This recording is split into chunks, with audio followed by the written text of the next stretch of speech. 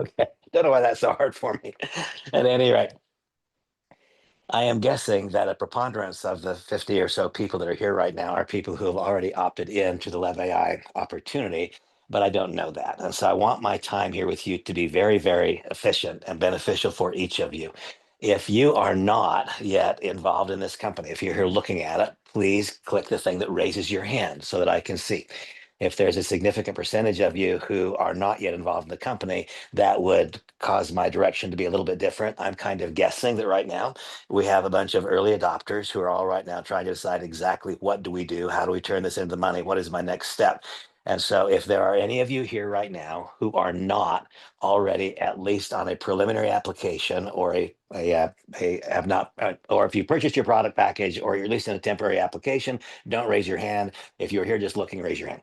Okay, I'm guessing, and the hand raise thing down here is not going up. And so I'm kind of assuming then that I'm speaking to people who want to be told how to turn this into money. So this will be a combination. Sure enough, it could be used as a business presentation, but it really is an illustration of a couple of things. It's a recognition that we really have two separate opportunities. One is to use Lev AI as a business, and one is to use Lev AI for your business or in your business, whatever that business is. They're really quite different messages. They are not similar messages. And yesterday, I had a text from a couple of people who are deeply rooted in what I've done for a living for many, many years, that being the direct selling industry. And the message was along these lines was, Randy, I'm excited, but I want to know how to do what I've always done within the context of Lev AI. They were telling me, Randy, I'm not one who is interested in going out and finding countless untold prospects. I want to build or countless untold product users. I want to build an organization in depth as I typically have. And so it brought to my mind the clarity of thought that perhaps some people who have been involved in the direct selling industry for many years might be feeling a little bit left out in the cold as our principal product message or our principal message has been not about the business of AI, but about using AI in our business. And so this conversation specifically is much more about the business of Lev AI, separate and distinct from using Lev AI in our business. If we're a real estate broker, we're a mortgage broker, and so on. And this conversation would revert to my historic understanding of what has been required for success in the direct selling industry, and then identifying the hows and whys. This particular set of facts fit it really, really, really well.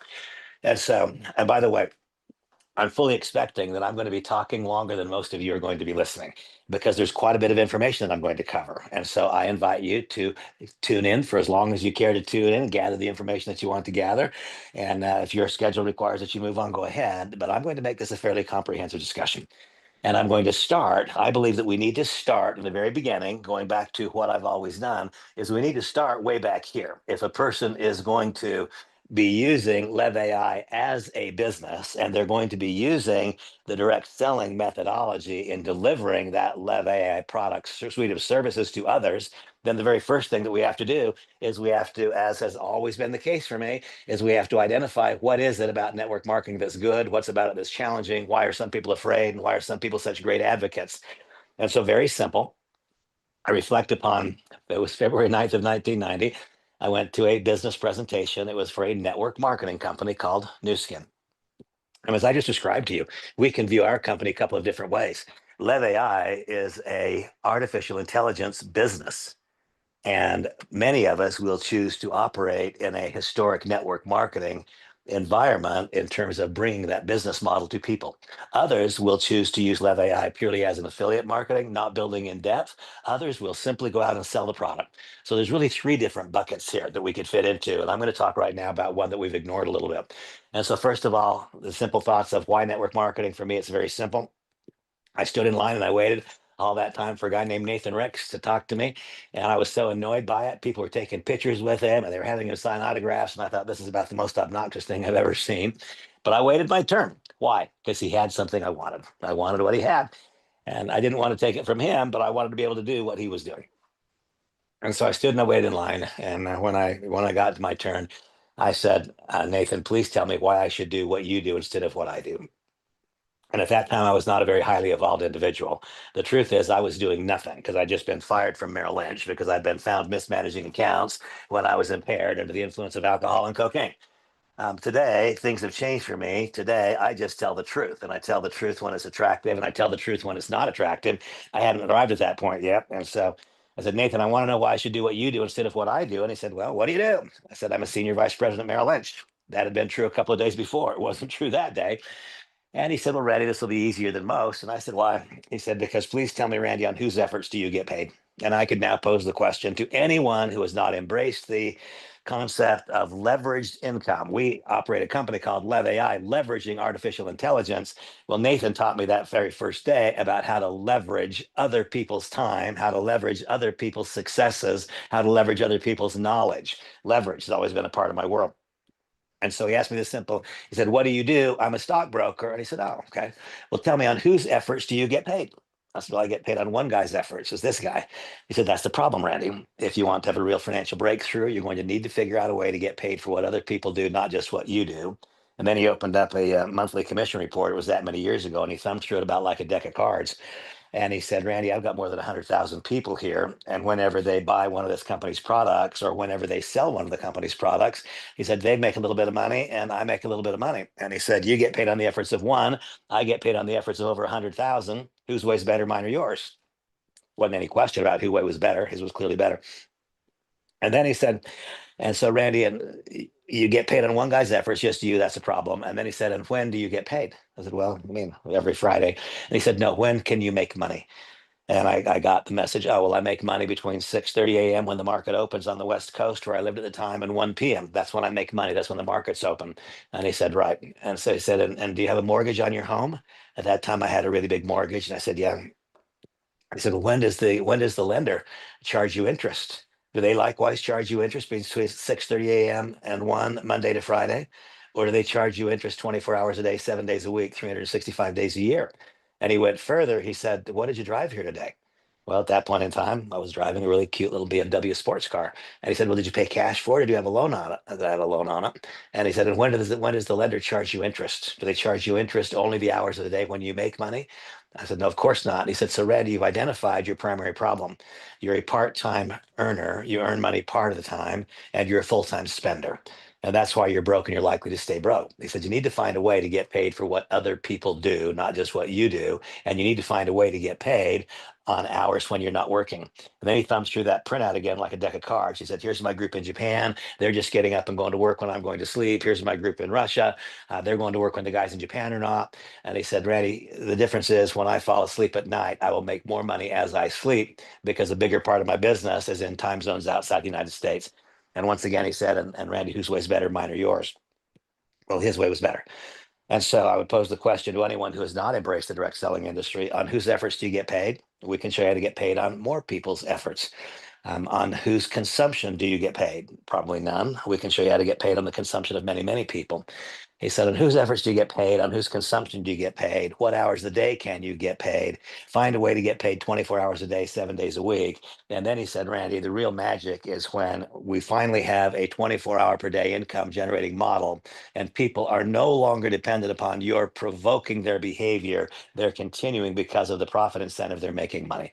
And so the first thing we have to do is identify the why network marketing. And I'll tell you that beyond those surface reasons, the truth is that our total current outcome in life, your outcome, my outcome right now, they are based upon what? They're based upon the things that we know.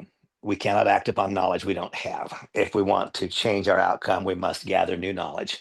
If you get involved in a properly constructed direct selling leadership organization, specifically this one, you will gather knowledge that in all likelihood will not be presented to you in any other way. In all likelihood, that will be true. And so if we gather new knowledge, that gives us another opportunity for success. If we have more knowledge, that's a good thing. But of course, knowledge doesn't make money, does it? I know a lot of really, really knowledgeable people who are not especially affluent. And so now we have to go further. Knowledge is what we know, but skill is what we know how to do. So our total life outcomes are predicated on our knowledge, what we know, our skill, what we know how to do. But there remains a very important contributor to that. There's our knowledge, there is our skill, but then there's something of greatest importance, and that is our character. See, what if after this discussion, two of you are sitting together and one said to the other, this Randy guy, he's clearly got some knowledge. We can see that. And his past results indicate his skill is there, but you know what? I just don't like him.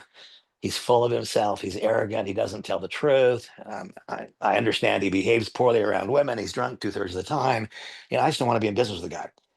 So frequently, people focus on knowledge and skill, recognizing that the first focus should be upon character.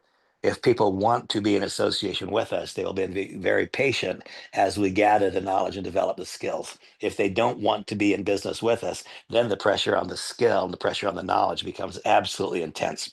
At any rate, why network marketing? Because it grants to each of us the chance to work when we want, where we want, with whom we want, and if we want. And if we are so fortunate that we align ourselves with the right group of people, then we will, by virtue of our association with them, become something more than we were before we arrived. That's certainly been the case for me. And so, the first thing that I always know I have to do if a person is going to embark in a different generation, or they're going to transition to a different way of generating income, and we always have to start with this.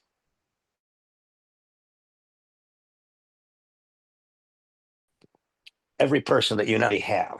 And if they're not currently involved in it, that means they've made a decision, conscious or subconscious, that it's not as good as whatever they're doing. Can you imagine this? The guy I see these people who drive around and they pick up the honey buckets, the porta potties. And I think the person who is picking up these honey buckets, they have heard of network marketing, and yet they're picking up honey buckets and they're pumping them out and then redelivering. So they've made a decision, conscious or subconscious, that picking up porta potties is a better way to live and a better way to generate income than being involved in the network marketing industry. That's what they've decided, or they would be in the network marketing industry. And so I always know when I start that a person has a set of beliefs and thoughts and emotions that are dramatically different than mine. And if I pretend that that is not a reality, then I'm starting in a very deep hole. That's why I acknowledge it right up front. It's why in every conversation I start with a validation of why network marketing is this, folks, believe it or not, is the single best way to move a product to an inline user from the point of manufacturer, developer. It's the best way to generate income, and it's the best way to live. But until and unless one comes across that bridge of not just embracing, but embracing and being thrilled with and proud of and grateful for the fact that the fundamental principles which govern direct selling are superior to those which govern conventional business. And our company, Lev AI, takes those principles, refines them, makes them current, makes them right for the moment, and is the highest iteration of those sets of principles. This is a better way to move products to inline users. It's a better way to generate income. It's a better way to live. Now, if and only if one accepts that, if we don't get across that bridge, if we can't get across the bridge of here is network marketing, and if we can't get across the bridge of network marketing is really good, if we don't get over there, then nothing else we say or do is going to make any difference in terms of one developing a leadership structure inside Lev AI for the purpose of delivering the service, for the purpose of generating revenues and royalties. And so that is why I start there. Now, if one, and we could spend, by the way, lots of time, I encourage you all to stay tuned. Shortly, I will make current again a video that I call the evolution of network marketing, which goes through the last 50 years and beyond of what's happened in this industry, the good, the bad, and the in between, and what are its validating points. Understand this: we must know more than our candidate knows. When I was at Merrill Lynch, I was taught I must know more than my customer. I must know my customer. I must know and understand the risk and reward parameters. And I must know more than they know about the investment that we're proposing, or why in the world would they acquire it from me. It's the same way in our business. We must know more than our candidate knows about what direct selling is. If we don't know more, then our insecurities will immediately be evidenced, and that's what our candidate will perceive and feel, and it will be entirely unattractive. And so, for me, I start way ahead of the game, don't I? With every interaction. Because is there even one of you here who wonders right now? Is even one of you wondering, I wonder what Randy really thinks about the direct selling business model? You can tell, can't you, what I think? I think it's an absolute thing of beauty. That's what I think. It's what I feel. It's what I believe. And you see, our candidate, they hear what we believe. They feel what we feel. The words that come out of our mouth is of relatively less importance than the belief with which they are expressed, or the emotion with which they are expressed, because of the way we feel about their veracity. And so I would say that for the vast majority of people, if you intend to use Levi as a business in terms of developing a leadership structure, the very first task is to come to know and understand what is it about direct selling that's good, What is it that has caused the challenges for the industry over the years? How is it that this company overcomes that challenge? Why is it that this company is a catalyst in the future growth of the industry? If in fact you come to know and believe what I know and believe, that we are offering people a gift, both in terms of the technology side of Lev AI and the business side of direct selling, bringing those two together, now that is what your candidate will feel. That is what they will sense. It is what they will hear. And suddenly the words with which you express your opinions about Lev AI become less important. And so now let's contemplate if and only if we have embraced the idea that it's better to be in direct selling than something else. You see, I find this to be such a fascinating business. Imagine the ease with which this could happen. We're in a cocktail party, we're at a golf tournament, and I meet you for the first time. You extend your hand and you say, "Hi, I'm Bill." I say, "Hey, Bill, it's really a pleasure to meet you. What does you do? Are you retired? Are you still working? What do you do?" "Oh, I'm very much in the game. I'm a cardiac surgeon." Wow, that was good, wasn't it? Wow, you're a cardiac surgeon. That's impressive. Society's decided that being a cardiac surgeon is good. Hi, I'm Randy Schrader. I'm a I'm an accountant. I'm a financial planner. Hi, I'm Randy Schrader. I'm a school teacher. Hi, I'm Randy Schrader. I own a transportation company. Hi, I'm Randy Schrader. I drive an Uber. All of those things are pretty easy. Hi, I'm Randy Schrader. I'm involved in network marketing. You know what? For me, that's the easiest thing imaginable because I would rather be involved in network marketing than do any of those other things. I once got involved in network marketing because that's what was available to me. Today, I stay involved in network marketing, though everything else on this planet seemingly is available to me, the number of things that come rushing my way. But I set them aside because why? Because I believe to the center of my being that the industry itself is fundamentally superior. Now, if one believes that, then one has to identify and what is it about a company, an entity within an industry that would make it stand out in an industry that stands out if and when it's done right. So the first element required for success is a product or service that matters to people. And now we'll have a little bit of a blended conversation. And by the way, what exactly is it that we're trying to do? Let's contemplate and consider first what we're trying to do before we consider and what are the factors that must be in place in order for us to accomplish that which we seek. So, what do we seek to do? This is it. We seek to engage in a proved and predictable pattern of activities. I want you to know that there is exactly no luck and there is no guesswork. There is a sum certain. If we do A, we will get B, and if we don't, we won't. If we do B, we'll get C, and if we don't, we won't. There is a proved and predictable pattern of activities that is designed to do what? That is designed to create an ever expanding and potentially limitless web, an ever expanding and potentially limitless web of consumers and or users of the product that the company offers. That's what we do. We engage in a predictable pattern of activities designed to create an ever expanding and potentially limitless web of consumers. Why is it ever expanding? Well, because I drop a pebble in a pond, I invite a handful of people to come on over my home, I tell them about Lev AI, they embrace, some do, some don't. Those who embrace, a few days later, they've invited a handful of friends to hop into a Zoom room or meet at a coffee shop. And just like that, the ripple spread one generation away. And a week later, those people are what? They're inviting a handful of candidates, a handful of friends to take a look at what Lev AI is, an ever expanding and potentially limitless web of consumers of the product and service. And if you are the person who set in motion that cascade of activities, and by the way, we'll recap those before this session is done, talking about the 10 steps that I was taught years ago, which have in fact resulted in this creation of this ever expanding web. And this ever expanding web, believe it or not, in my own direct selling career has produced over 5 billion US dollars in product purchasing by the participants in the web and by the customers that they had who were outside the web. So we identify the elements that are required for success in a properly constructed direct selling company. After having identified that the fundamental principles governing the direct selling industry are in fact superior to those which govern conventional business, we then engage in a 10-step process, which has been proven in my own career, just in my career, to have created more than $5 billion in sales. And those people who are the progenitors of that never ending growth of those circles, they earn royalties on the products that move through the web. That is what we do. Now, there are 5 elements I've always believed were possible, and today I'm appending to that and calling it a 5.5 or a sixth element. There are 5 elements which must be in place. If number one, we satisfy ourselves, the direct selling industry is good, not bad, not just good, but better than what else is out there. Then we must identify and what is it within the various entrants in the direct selling industry that would make them not where it would not just be possible to create that which we seek to create, but which the outcome would cause that to become likely as opposed to possible. And so the first element is a product or service that matters to people. Now, I've come to understand over the course of my career that there are a few things that will cause this to grow spontaneously. If some of these facets are in place that would cause it to grow spontaneously, then it is a broader percentage of people who will be able to have early successes. And basically, it comes down to this. If the product or service, whatever it is that the company offers, does the following things. If the product first has the capacity to provoke an emotional response, if the product will provoke an emotional response. And what are emotions? Joy, exhilaration, excitement.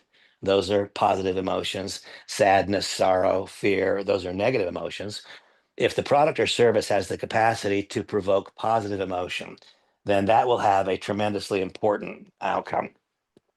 If it provokes that positive emotion, then people who are not effervescent in personality and people who are not promoter types, what do you think of that? The sales type. I am one. Folks, I emerged from the womb selling something to somebody.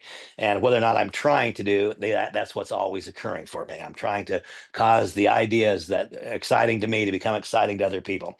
Well, there's a segment of our society who share those personality characteristics. And there's another segment of our society for whom that's almost abhorrent to contemplate themselves doing that. But you know that person who would consider it to be abhorrent, if he or she has an emotional response, you know what they do? They talk about it because they're not selling something. They're talking in joy, enthusiasm, in confidence, in conviction about a positive experience they had. And so when we have a product or service that has the capacity to provoke an emotional response, then suddenly we break out of the realm of that tiny handful, that 5, 6, 7% of the global population who have that whatever it is that you call this personality of mine, and that so many others out there who embrace the direct selling industry likewise have. You see, we want to broaden it beyond that. We want to go to all people out there, to the more subtle, the more reserved. Matters not how subtle and reserved we are. If it provokes an emotional response, we talk. That is a fact. And so, first, provoke an emotional response. And so, then as we go along, while this is a discussion of what's required to succeed generally in direct selling, network marketing, does the Lev AI product have the capacity to provoke an emotional response? Yes. Every single time I see myself speaking Chinese or I see myself speaking French, I smile. Did that provoke an emotion? Yes, it did. If I send that to people who know very well that I don't speak those languages and they smile, did that provoke an emotional response? Yes, both among the one who delivered the product and the one who received the product. Does it likewise provoke an emotional response if I've been frozen in fear? I've just been frozen in fear. Today I had a little emotional response because I was shown today how to use the lead file in the Lev AI suite. And I didn't know. Now it's only been 5 days or 6, whatever it is, but somebody sent me a question about the leads and my automatic response. And I'm listening to myself. I'm watching myself and I'm listening because my automatic response was just flat wrong. My automatic response was to respond as though I knew the answer when in fact I didn't know the answer. Person said I did a lead search and I didn't even know you could search for a lead yet. Said I did a lead search and I came up with one candidate. And my response was, well, the leads haven't been turned on yet. My gut response, I'm Randy and I know. Well, that's dead wrong. The lead program is turned on and it works perfectly. And I had to learn how to use it today so that I could explain. And, I had an emotional response when right before this session, I found 3 or 4 fantastic candidates. It took me about 10 minutes to do it. And I was smiling as I sent them my first Lev AI artificial intelligence generated introductory message that was written by Lev AI in response to the candidate query where it learned all about them. And I looked at it with fascination and I smiled. Did that provoke an emotional response? Yes, it did. If the product or service has the capacity to provoke emotional response, that is the first indicator that it will broaden itself into the mass of humanity, the mass of society, and it will not be limited to this little tiny group of people. I'm that, the guys who the guys who are out there knocking on doors selling encyclopedias when they were in college. There's that segment of population. Those are the segments that typically have done well in the direct selling industry. Suddenly, unless the product or service has the capacity to provoke emotional response. With the capacity to provoke emotional response, then everything becomes possible. So that's first. So I'm doing here two things: telling you first what the requirement is, and then expressing now that's a fact. That is the requirement. Must have a product or service that will provoke emotional response. The product or service must have these next requirements. It must have either a there's this much of it and it gets consumed, it's all gone, and therefore it must be purchased again. In other words, we're not making one sale. Now I've got it. No, we're seeking to create an ongoing reoccurring income. Now, in the case of Lev AI, it is not a product that gets used up. It is a subscription that gives you 30-day increments of use. And so does the product get used up? Yes, 1/30th of the product gets used up every day, such that 30 days later, the product has been consumed. And to continue consuming, what does one do? Re-up for the next 30 days by having your credit card on file. And so, first, provoke an emotional response. Second, the product must get used up every 30 days or so. If the product doesn't get used up every 30 days or so, then you made a sale, which is fine. You got paid one time for it, which is fine. But this then lacks the magic that direct selling is of doing work once and getting paid again and again and again and again for it. And candidly, the subscription based model will do that better than anything ever has. I talked about this yesterday. How often do you change your phone service? Really? I mean, how many times in the last 5 years have you gone from Verizon to T-Mobile to AT&T? Any times, or are you still using the same provider you used 5 years ago? I'm willing to bet that if you've changed it in the last 5 years, it was once. And I would not be surprised to find out you've not changed your cell service provider in the last decade. Well, that's where we are, folks. We're creating that first foundational subscriber base of people who will continue using our product for long, long, long periods of time. The subscription model works better for creating a reoccurring income than any physical product could. That's the truth. This will create a stickier, better residual income. So what must the product do? Provoke emotional response. What it must do is must get consumed in a 30-day period of time so that it's not a direct sale, but it's the creation of an ongoing income stream. The product must have a degree of uniqueness in the marketplace. Well, here we are, folks. Lev AI is the catalyst ingredient, and all these individual applications don't communicate one with another. And the product must be competitively priced. If those things exist, if those criteria exist in the product, then it can work over here if applied to this pattern of activities. If it doesn't meet those criteria, then it's not going to do that. Second, the second element required for success is a company that can execute. And so I tie the timing and the company conversations together here because why? Because so many years ago, you guys see my little line down there? So many years ago, I was shown for the first time this X and the Y axis. And I was told that all companies, no matter what the method of distribution, that all companies start here on the bottom left-hand corner of the graph, and that the vast majority of them finish there. They never get off the ground floor. They start here and they end here. I was taught and I've since observed that there are always those companies that just survive, but they don't thrive. They don't get big enough fast enough to make any money. And then every once in a while, a company comes along that has some uniquenesses to it that allow it to escape these traps, to neither have an early death or to be a low growth, slow growth company. Every once in a while, but not so very often, a company comes along whose product and service is right for the time. The market demands it, the market pulls it. And by the way, whenever an idea is right, the market will pull it. If the idea has to be pushed by the entrepreneur, it's not going very far and it's not going very high. If the market is pulling it towards it, saying, I must have this, evidenced by the fact in AI, 178,000 people in America used AI for the first time today.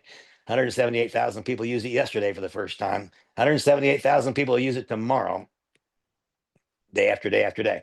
The single biggest success I've had in my career so far was when, targeting the leading edge of the baby boom, I offered a product that would appeal to people who were turning 50 years old. Why?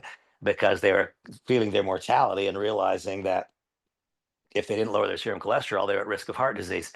And with the leading edge of the baby boom, turning 50 years old, that began happening at the rate of 10,000 people per day. 10,000 people per day. That started happening in 1991, 92, and I was there as a cholesterol reduction product. Well, 10,000 people per day, that turned into a financial outcome for me of more than $25 million over the next decade. 10,000 people per day beginning to feel the mortality and wanting to use a product to lower their cholesterol and not have muscle wasting. Well, compare that to 178,000 people per day.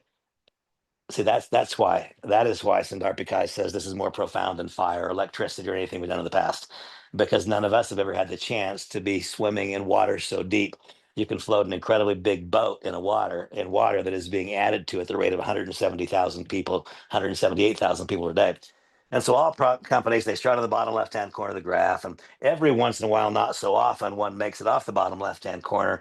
And there comes a time when it reaches a point of a tipping point, often called in the direct selling industry a point of critical mass, where suddenly there are enough people having positive product experiences and enough people having positive income experiences that you start hearing about it. Some of you folks who live in the United States, think back to 2008, 2009, 2010, maybe 2007, and you started seeing Mercedes all over the place that had Monavie all over them, didn't you? Remember seeing that? Remember seeing the first one and wondering what it was? And then you remember that a year or two later, it seemed like you're seeing those things every place. I mean, there were black Mercedes SL 550s literally every corner, it looked like to me, because that company was going through the massive transition between small and big. You didn't see or hear much about it down here. Then it reached a critical mass. Where at national conventions there were a few hundred people getting new Mercedes. Where I saw a couple of guys walk across the stage and pick up briefcases that had $1 million in cash in them, and that was their upfront bonus for having reached a rank in the compensation plan. Well, see, that is reflective. When that happens, then you know that the company is reaching the point where it's gone as far as it can go. When you start seeing these almost ridiculous over displays of success, trying to make the pot boil more and more and more, that will typically ring the bell at the top, and the company will either roll back down the bottom side or it will stabilize and then have some new point of impetus. But what do? We seek to involve ourselves as early, as close as we possibly can towards the genesis, to the point of origin. Why? Because all growth emanates from there, and growth is what multiplies and magnifies efforts. Peter Drucker said that so long ago. Growth is what multiplies and magnifies efforts. You cannot go fast in a vehicle that's going slow. You can't go forward in a vehicle that's going backwards. If you want to put a multiplier on your effort, put yourself into an environment where there is growth. Well, 178,000 people for the first time today utilized AI. There are 8 billion people on planet Earth. 3% of them use it today. Projections are that 5 years from now, it'll be 85 to 90%. Growth is what multiplies and magnifies efforts. Understand this as well.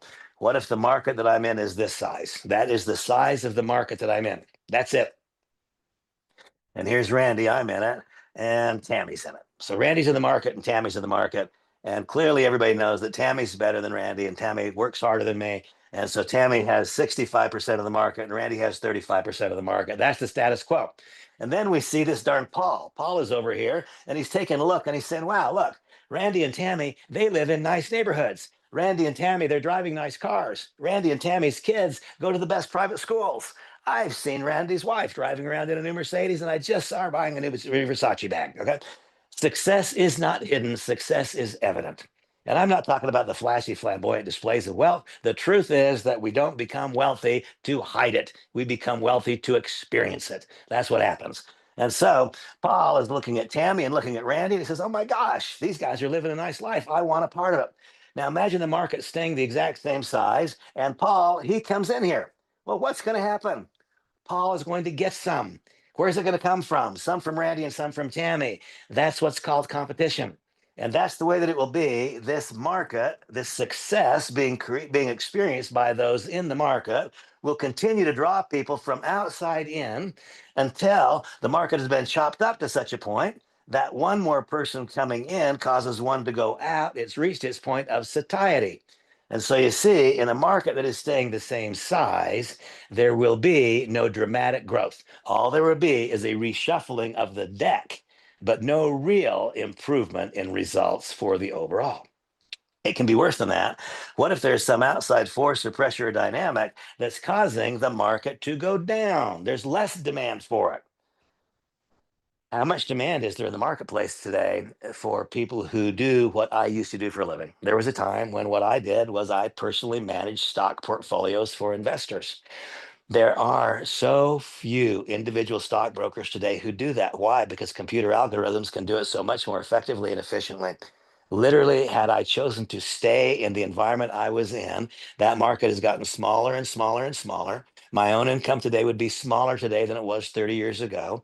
And those people who were able to earn a living back in 91, 92, 93, they can't even earn a living at it anymore. They've been squeezed out. So if the market is staying the same size, then that creates competition, survival of the fittest, and there will be no tremendous breakthroughs. If the market is getting smaller, then you know kind of what that is. But what if there is some outside force or pressure or dynamic that's causing the market to get bigger? I mean, a lot bigger. What if the number of new people who want to use is dramatically greater than the number of people who are prepared to teach them how to use and to be the conduit to their use? Now you see those 178,000 people that will begin to use AI today. We don't have to take them away from somebody else. They're entering the arena for the first time. We get to access the user who is a first time user, as opposed to fighting with somebody else over the existing user.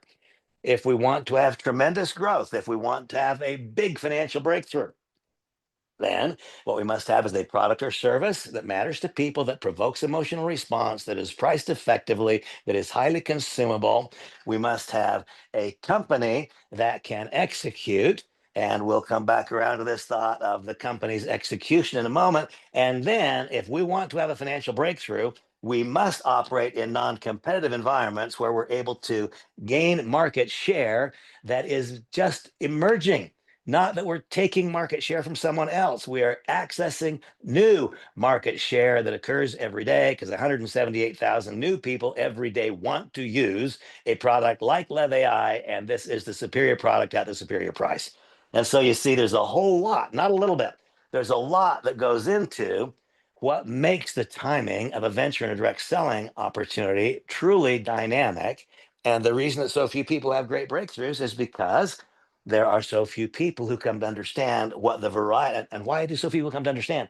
Because there are so few knowledgeable teachers. Do you want to have greater market value than you can imagine? You really and truly, no kidding, you want to have the market seek you out? I mean, can you imagine the market has said that I'm worth over $1 million a year for 29 years in a row? How and why? Because there are so few people who have chosen to become knowledgeable, skillful, and retain relevance in the direct selling industry. You become knowledgeable, you become skillful, you learn, you become one of the reasons that the new version of what direct selling can be is so much bigger and better than the old version. You become one of the conduits to that bit of reality, and there is no limit to the successes you can have when we marry that concept, the direct selling business model, to the advent of what? To the global adoption of AI. And that, of course, is where this company comes. So I said that we need to find a way to mitigate the risks that are part and a parcel of this. How do we do it? Well, we do it because here we have this umbrella. I don't draw umbrellas very well, but here we have this umbrella. Okay. There's all of our spikes. There we have our umbrella. And we, Lev AI, are standing under the umbrella, under the imprimatur of Terry LaCour Enterprises. And so when a new company starts, that new company hasn't done business for 25 years. This is a new entity owned by and becoming part of an ecosystem, a family of companies owned by Terry LaCour. Exactly none of the risks that are typically a part and a parcel of it. Has done over $7 billion in revenue over the various years, has operated direct selling companies in almost every part of the marketplace successfully. Terry is a premier primetime operator. And his business building strategy is to do what? It is to identify concepts whose times are right and to then determine what is the very best method of distribution for that product offering, fit it into his companies there, and then hire the most skilled management. And so here, under the ownership and the auspices of LaCour Enterprises, we have my son Blake running the company. What you can anticipate, plan on, and get accustomed to is extraordinary execution, truth, honesty, transparency, a proper blend of entrepreneurship, and the right amount, the right touch of caution to make certain that we stay inside the parameters of risk that would allow us to have the outcomes we want and yet not subject ourselves to any unintended downsides in the future. And so a product that matters to people, a company that can execute, timing that is obvious and clear and that's beyond refute. Here we have a company that's been live for 5 days in a tiny part of the world. It goes live in the rest of the world, I'm guessing the day after tomorrow, maybe tomorrow. We're at the absolute genesis. We don't have any of the risks. There's no chance of an early death. We've already gone past that. There is literally no chance of a low growth, slow growth environment, not when one considers what the product offering is. The 178,000 people are beginning to use today for the very first time. We can earn that market share without taking it from anybody else. We can give people the unbelievably attractive, alluring, magical message of you can be first without suffering the risk, typically a part and a partial of that. And we can do it by providing a product or service that people are clamoring for every day. They seek it, they want it. We're doing them a favor by providing. And that then brings us to the next element required for success. And that, of course, is the compensation plan. And a very quick conversation on what should a compensation plan do in the direct selling business. What exactly should it do? Well, the first thing that it must do is it must provoke the correct behaviors. And so, what are the behaviors that we would like to have provoked? We would like for the compensation plan to provoke rapid enrolling. Know and understand this, that there will be no large successful business. I don't know where my phone is here. There we go. See how much time I've kept you guys here already. There will be no large successful business in the absence of a rapid flow of new member applications. I'm talking about direct selling as an industry. There will be no large sustainable business in the absence of a rapid flow of new member applications. And so the first thing that the compensation plan in combination with the product must do is provoke, incent, and then make the logical outcome a rapid flow of new people coming in to use for the first time. Well, we have the amazing dynamic of having so many people who are coming into the world of AI, and we need only attract the tiniest percentage of that to have a bigger business than any of us have ever considered possible. And of course, my dream and vision, and the dream and vision of Blake and of Terry, is not to attract the tiny part of it, but to make our message evident to other people. That's where we need you. We need the message to get spread. How do we spread it? Through our team members. We need the message to spread that there is accessible AI, accessible to the masses, the best product, the best price, and because it's being delivered through a direct selling mechanism, that we can have financial results that are not simply tied to how the AI product helps our business, but that we can likewise be a conduit to other people's use and make it a business. And so in the compensation plan, the first thing that it must do is provoke a rapid flow of new member applications. The way that we do that is by paying a 50% combined acquisition bonus. Call this combined acquisition bonus plus month one unilevel. So the way that it works is this. If this is Randy and I call Joe, Joe, I say, I have observed your success in business. I have seen the unique ability you have to attract people to you. My belief, based on what I've seen, Joe, is that together I can show you how to leverage artificial intelligence to put a great big multiplier on the values you get from yourself. You can be everywhere at all times, no longer limited by time and space. This is magic for you, Joe. Let's chat. That'd be an example of me using a properly constructed script. Now I send that off with a bit of information add about Lev AI, and that leads to conversation. Well, when I am the introductory factor, and it is my link that Joe clicks on, and he acquires the $50 package, the starter package, or the $100 package, not another $49.99, then what will happen? He will get paid an acquisition bonus. That acquisition bonus will be 30% of the acquisition price, 30%. And so that means it's 15. I'm sorry. Yeah, the acquisition bonus, 30%. And this over here is 30. That's what it is. So 30% of 15 is, or 30% of 50 is 15, and 30% of 100 is 30. And then in addition, one will receive the month one unilevel. Remember that we introduce a person to the business, they buy a product, we receive a direct sales commission. Then month number one, that person that you enroll is automatically placed on your generation one. No matter how many people you enroll, it is placed on your generation one. Every time they pay their monthly subscription, in this case, the monthly subscription is what? $99. In this case, the monthly subscription is $49. Each time anyone you've personally enrolled and maintain on Generation 1 pays their monthly subscription, then you'll receive 20% of the value of that subscription. And so 20% of 50 is what? $10 if their monthly subscription is the basic pack. If they're buying the product, the larger pack, then the monthly is 20. And so one should look at this as an outsized payment, and one should not be placing people that you have enrolled into depth unless they intend to build in depth. If they intend to use the product for the sake of the product, you are a conduit to the use of the product. The person is going to use the product for their business, but they don't intend to use the product as a business, building in depth in the organization. If they're going to use the product for their business, but not as a business, keep them on generation one so that you always earn that 20%. Because we know what happens next. This is Gen 1. Then it goes to 2, 3, 4, 5, 6, 7, and 8. And down here, this turns into what? Instead of 20%, this turns into 4, 4, 4, 4, 4, 4, 4. Now, a leveraged 4%, if this person is building, I would way rather get paid 4% on a team of people than 20% on one. And so, if the person is going to build a team, then they should be constructed into one of your legs building in depth. If they are using the product for the sake of the product, they're using the product for their business, that should always be Gen 1. My intention, my personal intention, is to have 3,000 personally enrolled customers on Gen 1 by the time the dust settles. That's my target. By the way, I'm a target-oriented person. If I have a target, I just might hit it. But if I don't have a target, then I can expect the arrows just be flying all over the lot. And so I have a target. In fact, I got a bunch of targets. My target is 1, 2, 3, 4, 5. We know the way that the unilevel plan pays. We get paid in various levels of depth in this leadership structure, depending on what our organization looks like in terms of width and quality of width.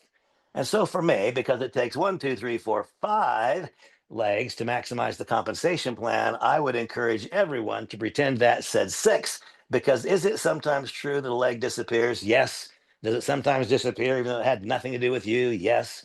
And so I would not like anyone to be so subject to that risk. I would suggest that each one of you, when it says in the compensation plan that you can get paid in all of the depths with 5 legs wide, I would pretend that says 6. Everybody should be building 6 legs as an absolute minimum. Now let's think about this a little bit more. If we're getting paid on this depth, then every time we place an individual in that depth, we will go from earning 20% to 4%. You might wonder why you would ever do that. Well, you would do that once again, because if I place a person downline of this one, that could very well incent their broader behavior. It is because my income needs to be predicated upon the income successes of other people. And I want to be really careful the way that I say this, because there will be those of you for whom micro enterprise, home-based business entrepreneurship is new. Anything that's new is relatively more difficult. I've got calluses I've had for years. You're going to have to get blisters before you get those calluses. And so when I say something is easy, it is easier. And when I say something easy, it's easy for me. Easy for me because of what I've done for the last 35 years. If you've not done for the last 35 years what I have, then some of those same things, which seem very easy to me, may not seem the tiniest bit easy to you. Understand that. That's part of the process. It was once not easy for me as well. The skill to do comes from the doing. The question is, does our belief, does our conviction, our certainty that what we're doing is fundamentally good, valid, and right, that what we're doing is good for other people, when our belief gets constructive enough, then suddenly we're no longer frozen in our tracks. And I will say that the Lev AI solution itself will help more people do more correct things, and will cause countless people who would otherwise be frozen to be not frozen. We'll have a lot of mid-level, and even some relatively upper-level successes experienced among people who would have accomplished nothing in another direct selling company minus the product. The product itself incents the right behavior and puts some meat on the bones that haven't always been there. Okay, so the compensation plan. Remember the 5 elements required for success. A product that matters to people, we've talked about that. A company that can execute from a management standpoint, a capital standpoint, a system standpoint, timing that is clear, that is obvious, that is beyond refute. And the one thing that I left out about the timing, it took me years to figure this part out. It is not the timing of the venture that is most important. It is your timing. It just doesn't matter what the timing of the venture is if it's a rotten time for you. And so each person just stand down for a moment and say, what is this really about for me? Is my desire to have the future outcome be significantly better than the past outcome? Is that desire bigger than the obstacles that I might encounter between here and there? If that desire is not yet greater than the obstacles that are predictable, then your timing is not yet right, and you should simply be a user of the product. That's the truth. There is no business success that will not require sacrifice, appropriate sacrifice. There is no business success that will not require that we push ourselves against the grinding wheel, gather new knowledge, develop new skills, refine character attributes. Your personal timing is going to dictate the amount of energy that you give to this more than anything else. I know that now to be true. So we got products that matters to people, a company that can execute, timing that's clear, that's obvious, that's beyond refute. Your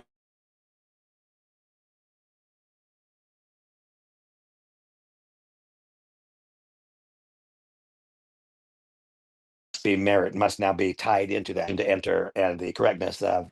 And then we come to the comp plan. And so once again, the comp plan provokes what behavior? Enroll. You get paid 50%. That's a lot. Next, remember I said that there will be no big business in the absence of a rapid flow of new member applications. There is a tremendous value to the fact that we offer nothing that costs more than $99. Most of my career, I've had entry points of between $1,000 and $2,000. Is it not obvious that we can have a more rapid flow of new members when the entry fee is $99 and you cannot buy what we sell someplace else for less than that? You can't buy what we sell for that amount. And so the product itself also has to do with the ease with which might set in motion a group of activities resulting in a rapid flow of new member applications.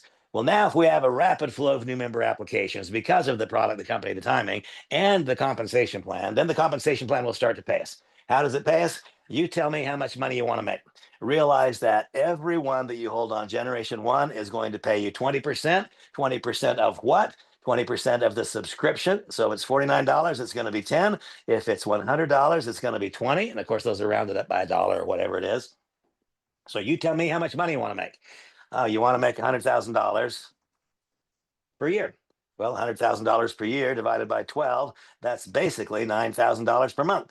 Take $9,000 per month, and then for a moment, assume that there was no 20% Gen 1 income, $9,000 divided by basically $4. How did you do that, Randy? How? Where did that come from?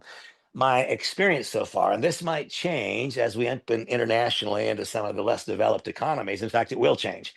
But in the United States right now, we have more than 90% of all members are at the $100 subscription price. And I think that's the right thing to do. I believe that that makes total sense. In fact, it's about 95%. And so you can kind of forget for right now, with the way the math looks, you can forget this earnings based on the $50 mark because we just don't have that right now. Now maybe next week that'll feel different as we get the international markets open. But right now you can basically take that $9,000, you can divide it by $4 because $4 is what you earn in the unilevel month after month. And so hold on one second. I'll tell you what that number is. I didn't figure it out before. Boom boom. Where is my calculator? Oops, sorry.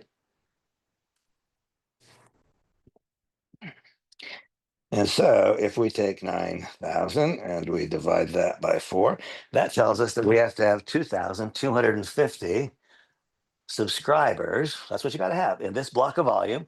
If we assumed for a moment that there is no 20% income, then we have to have 2,250 subscribers in our block of volume in order to meet that need. Do the same thing with any income figure. It doesn't matter what the income figure is.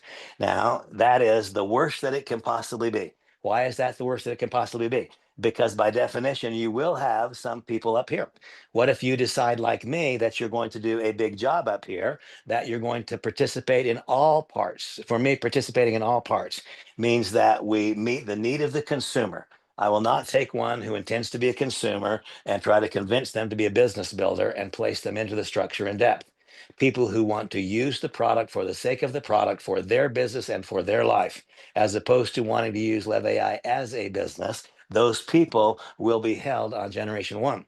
Now, let's forget for a moment the idea of 3,000. Let's just boil it down to something much more easy to understand.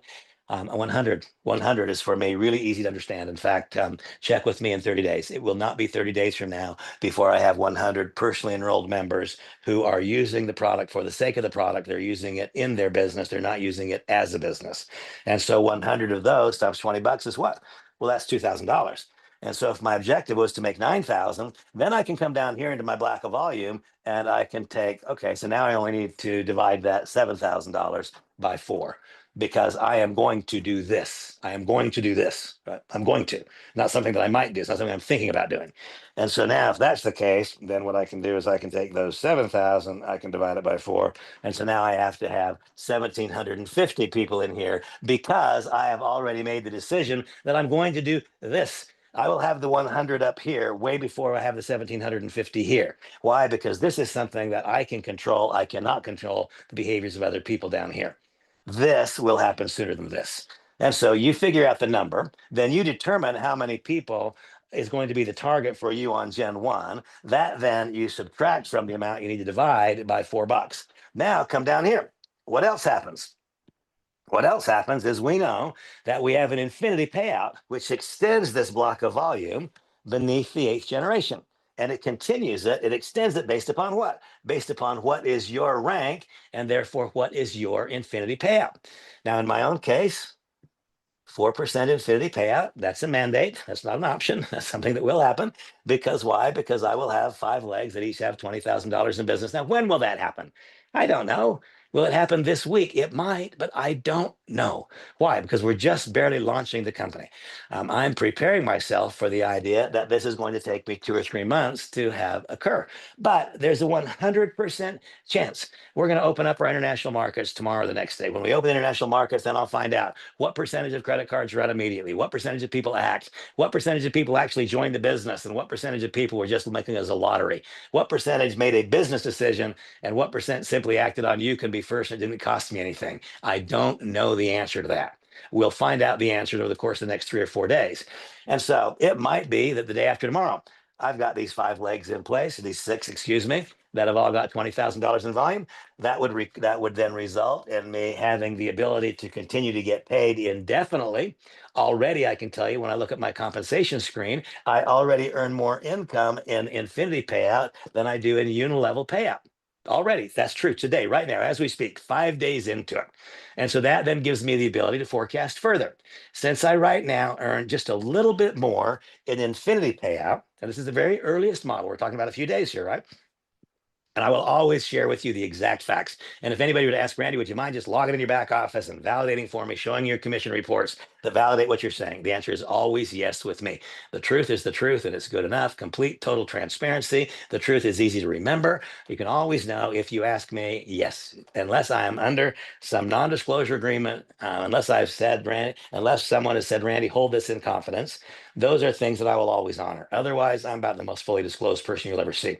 And so now in my case, because I am already experiencing in these earliest days, I am already experiencing that I'm earning a little bit more money in infinity than I'm earning up here. Then I can once again extrapolate and I can come up here and say, instead of 1750, I right now I'm getting about 60% of my income down here, or at least I'm earning more down here than up here. It's not 60% of income because some of my income is direct sales commissions. That's a lot right now. Some of the income is check match. That's also ramping up. But I can come down here and I can then say, okay, what I've really got to have is about 800 accounts in my unilevel, because I know that 800 accounts in my unilevel will produce about 900 accounts in infinity. That's my existing model right now. That's what it looks like right now, 5 days in. And so now I can reduce this figure further. If I want to make my $9,000 a month, I need to engage in a series of activities, which result in me having 800 subscriptions in my unilevel. And then I can take it one more step. How do I take it one more step? I take it one more step by looking at check match. And right now, though it's in the very earliest week, my check match is going at about the same rate as this infinity payout. And so I can know that if I have 800 accounts here, 800 subscriptions in the unilevel. If I have my 100 here, 800 in the unilevel, that will produce 900 in infinity. So far, that's the exact model what it looks like right now. And I'll update it for you whenever you ask me to. And then I will know that I've got a buffer. And the buffer is what? The buffer is check match. I'm not adding it into the math. My buffer is check match. I right now am receiving check match that is just about equal to here. My infinity payout and my check match are both slightly bigger than the unilevel payout. The biggest payout of all so far, not surprisingly, is the transaction payout. Why? Because I personally enrolled more than 140 people.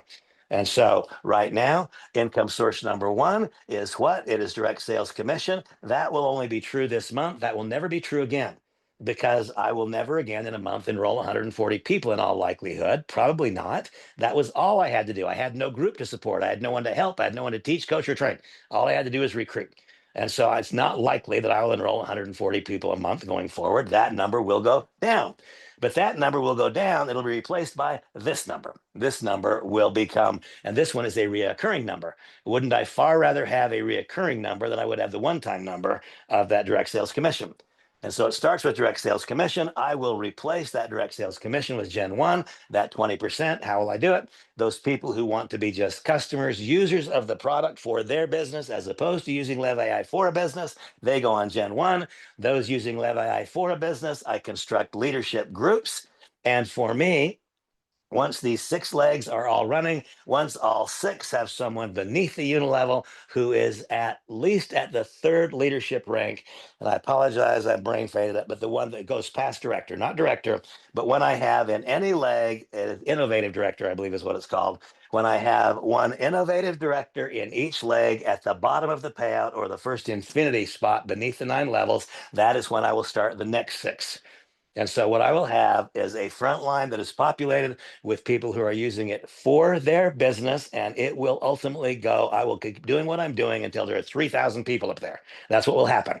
And it won't matter how long it takes. That is what will happen. And then I will continue to build these blocks of six, not blocks of five.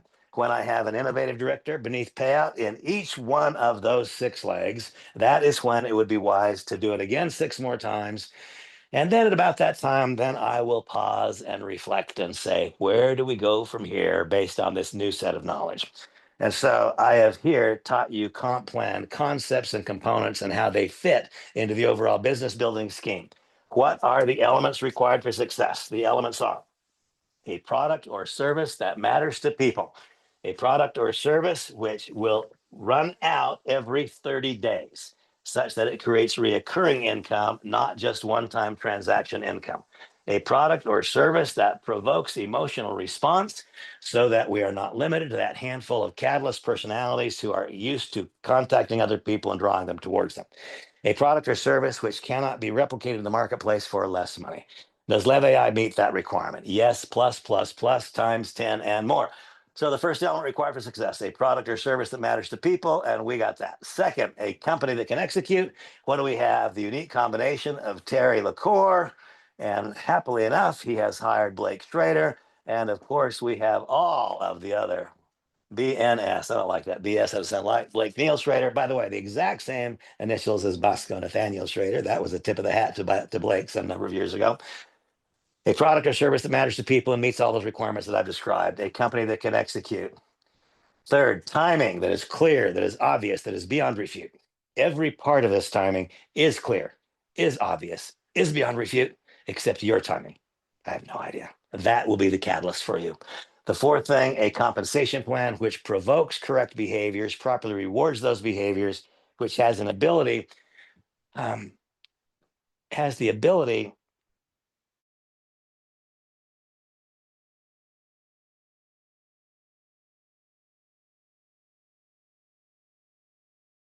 people, attracts people who would say no to what network marketing has historically been.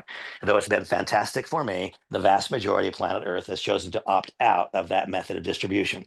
There must be something about the way the compensation plan is administered that it causes people who have typically been so full of fear about direct selling to say, I get it, I can see myself there. And that's why I love the fact that one need not decide to become a team builder. You never have to recruit a darn person. You can make a living at this by delivering the product. You can make a great big living. There'll be people who have thousands of Gen 1 members, thousands. Why? Because this is bigger than fire, electricity, or anything we've done in the past. This is not limited to people who want to build secondary businesses. This is all people who have a business and want to use it. And so the compensation plan meets those people where they are. The compensation plan also will reward those of you who, like me, have invested your careers in building big network marketing organizations. This will reward you more lucratively than anything ever has. Watch it play its way out. I'm quite confident of this. I know and understand comp plans at a very, very high level. Product, company, timing, comp plan. And then finally, we come down here to what? You're experiencing it right now, training and support. Here's the reality, folks. None of you could hire me. I'm not available for hire, and you couldn't afford me. That's the truth. But what if I was willing to invest myself completely and totally in your business and not charge you a darn thing for it? Because when I'm building your business, I'm building mine. That is one of the reasons that the fundamental principles which govern direct selling are superior to those which govern conventional business. Whoops, we're not competing with each other. We're cooperating with each other. We're not building opposing teams. We are building a team. We're not building opposing teams. We're building a team that is inviting and comfortable and embracing of all. What we seek to do is help you become more. What I've come to experience and know in my life is that if all people do is make money, then someday they'll wander away anyway. But it's if they make money and they feel inclusive in something. If they make money, they feel inclusive and they are experiencing things outside of money. They're developing new relationship skills, new communication skills. They're developing more poise, more greater self-confidence, more correct self-esteem. When a person is in the process of becoming more, they're more happy. And if they're more happy and they're making more money, they're with us for life. And so we seek to invest ourselves. The compensation plan provokes the behaviors, but it's the leadership group that enacts those behaviors. And so it is then training and support. And what I'll simply tell you is this, that I'm frequently referred to now as a leader. What I really am is probably the most effective follower you'll ever run into. And I'm now going to very quickly recap those 10 steps to getting started correctly. And it will be fast because I know our time is torn up here. We're already together for more than an hour. But what we ultimately seek to do is add a number 6 down here, and that being the creation of the very finest leadership structure. For an hour, I'm going to not go into depth with any of these steps that are required to see. I'm just going to tell you what they are. The first step is not just to enroll. Okay, most of you have enrolled. Perhaps some of you have not, but the step is to enroll. And it's not just to enroll, but it is to enroll and then create what I call a mental and emotional barrier of exit, such that whenever something gets hard, that instead of retreating from it, that you push against it. If we were to start any other business, if you and I thought earlier, don't know if you're still here or not, my friend Scotty Kufis is here. If Scotty and I were to start a partnership and open a Subway franchise, he'd put up a couple hundred grand, I'd put up a couple hundred grand. If 3 months into it, our business is bad, I don't know about Scotty, but I'll tell you what I would not do is I would not quit. I've got a couple hundred grand spent here. And wait a minute, other people who are doing what I'm trying to do, they're making money at it. So what do I need to do differently? That's what happens in any other business. If it's not working yet, what do I need to do differently? In a business like ours, where there was no financial hook to get you in, there's no financial hook to keep you from walking out the door. And so, as opposed to what have I got to do differently so I can succeed, the vast majority of people, if the money doesn't fall off the trees overnight, they just walk away. And so, we must create a mental and emotional barrier of exit that is more important than any obstacle you might run into. In my own case, I'm 68 years old in 2 weeks. I have an 8-year-old little boy. I have an obligation to fund his future. And of course, Samantha doesn't need me. She's a talented, capable woman. She can succeed on her own. But if she chooses to be involved in business in my absence one day, and she's 30 years younger than me, if she chooses to be in business in my absence one day, I want that to be a choice made by her desire for success, entrepreneurship. She wants fun. I don't want her to ever have to spend a moment working to make money. That is my mental and emotional barrier of exit, and that's why I work. There is no figure that will make me more confident and more secure. I will simply continue working, scraping money off the table, investing it conservatively and wisely to take care of them in my ultimate absence. That's my mental and emotional barrier of exit. What's yours? Write it down, print it out, and talk about it every day until such time as you, like me, are doing new member orientations every day. Now, if I spend that long talking about all 10 steps, we'll be here till tomorrow, and we're not going to do that. Second, this one I'm not sure, this may wind up being eliminated because step number 2 for me has always been to place an appropriate initial order. Here we only have 50 or 99. I mean, that's it. And so there's not a whole lot of discussion. There's no skill. There's not much that needs to be described. It's simply this, folks. If you could afford the 99, that's what you should do because it's better. It's better and it's better value. If $99 is out of your financial comfort zone right now, then stop and think about this. How old are you? What have you done in your life? What have your experiences been? Is it okay for you that at this stage of your life that $99 is a burden? If that's okay, you're probably not the person I want to be talking to right now. If it's okay with you that $99 is a problem, that by itself is a problem. Let it be that this is the last time in your life that 99 bucks is even a consideration for you. But if it is right now, then you start down here where you belong. Let us help you make some money and then upgrade as soon as you can. Step number 3 is to make a 12-month runway. And this is critically important, folks. This will be easier than things that I have done in the past. This will be easier than things that you've done in the past. Easier, not easy. I fly airplanes. And with every airplane, depending on the elevation of the field of the airport, the aerodrome, and depending on atmospheric conditions, every airplane will have a published runway length that it must have to get off the ground. There is no business that would have a published runway length to get off the ground of 30 days. That doesn't exist. A 12-month runway is just barely the threshold of anything that could be logical. And so the very moment this company makes a 12-month subscription available, upgrade to the 12-month subscription. Don't pay monthly. The second it makes a 12-month subscription available, pay the 12 months in advance and then forget about it. In the meantime, just understand this. The monthly maintenance, that $50 or $99 per month, that is not an option. That is a mandate. That is your overhead. That's your overhead. Every business has overhead. If we open a restaurant and we don't pay our rent, well, the landlord locks us out and we're out of business. We must pay our overhead. If we don't buy raw food for our chef to cook, we're out of business. If we don't pay our chef, we're out of business. If we don't pay our light bill, we're out of business, and on it goes. Every business has overhead. In our case, the overhead is a maximum of $99 per month. But understand that if you don't pay it, you're out of business. It's not an option, it's a mandate. If you cannot, in your the recesses of your being, if you cannot commit now to 12 months, do yourself a favor and call this a hobby, but don't consider it to be a business, because your airplane is not going to get off the ground in less than 12 months. Just know that. Even if you start making some money, the leadership organization will not have been developed such that if you stop pushing the wheel, it will continue.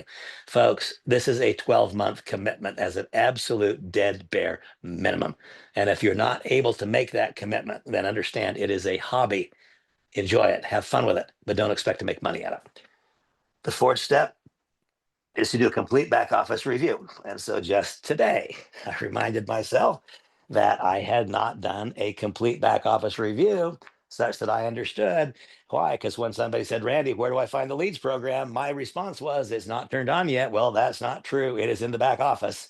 And it reminded me of the importance of the back office review, because I had not done a back office review. Then my son Blake, who is the president of the company, what did he wind up being? He wound up being my personal customer service agent, delivering information to me, which he should never have had to deliver.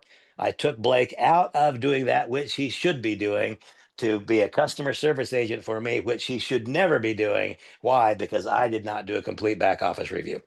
And so I give the assignment to do a complete back office review. No one understand it. No one understand it completely. Now, I'll give myself a buy. Why? Because the way that I teach it is, if someone were to contact me and ask for information that's in the back office, then I would first pause and I would smile and I'd say, what a fantastic question. Thank you for asking it. And let me show you, not tell you, let me show you where you can find it in your back office. Because in so doing, I've now eliminated the need to show again. If I simply send the link, I didn't solve the problem, did I? I exacerbated the problem, because now I've taught that person to contact me again with the next similar question. I answer the question by showing them where the answer is for the first 30 days. 30 days in, I get that same query. Hey, where can I find this in the back office? Where can I find the lead program? Or the lead program doesn't work right. That's what I got today. The lead program doesn't work right. No, it works perfectly. If one does a back office review, then you'll understand how it works. But instead of that, I wound up imposing upon Blake. He had to be my personal customer service agent. I don't want to be one, neither do you.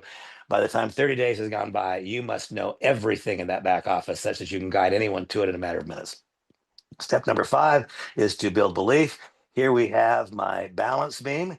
And let's contemplate and consider what would be the potential positives that happen in the first 30 days. What are the predictable negatives that happen in the first 30 days? And if this balance beam is tilted towards the negative, then all the work that I did to attract that candidate, to foster the relationship, to bring the candidate into the business, to teach him or her what to do, all of that just became an expenditure of time instead of an investment of time because I let the balance beam tilt to the negative. And so over here, what are the predictable positives? Positive product experience. Those have been my predictable positives throughout the entire period of time that I've been delivering something person was going to put on their skin or put in their mouth. Today, we offer a better product than I've ever offered, but this product will not act on its own. We're delivering accessible artificial intelligence. That means it's as easy as it can be. But you are here talking to a guy that is communicating with you on a whiteboard. That tells you all you need to know about my technological abilities. And the fact is that I have had to be taught. I have had to be taught.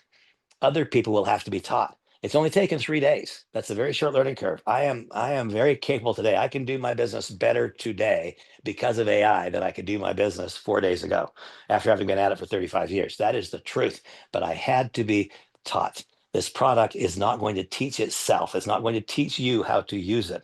If you want your organization to expand and expand quickly, let it be that you're gathering together a group of people who are all eligible to teach the very most basic things. And yes, it's getting easier now. Today we have the video tutorials that we didn't have 3 days ago. 3 days ago, I wouldn't have needed to call upon Blake. Or today, I wouldn't have needed to if I'd watched those tutorials. Have you watched them? If so, you'll not need to call upon. But what are the predictable positives? It's a positive product experience to the extent that one is taught how to use it. Minus it, that can turn into a potential negative. That positive product experience, if we teach them how to use it, positive. If we don't, it could be negative because they're frustrated. Had probably more people frustrated the first day than they had positive. Now that won't happen anymore because of the tutorials, but we just experienced it, didn't we? We know exactly what happens.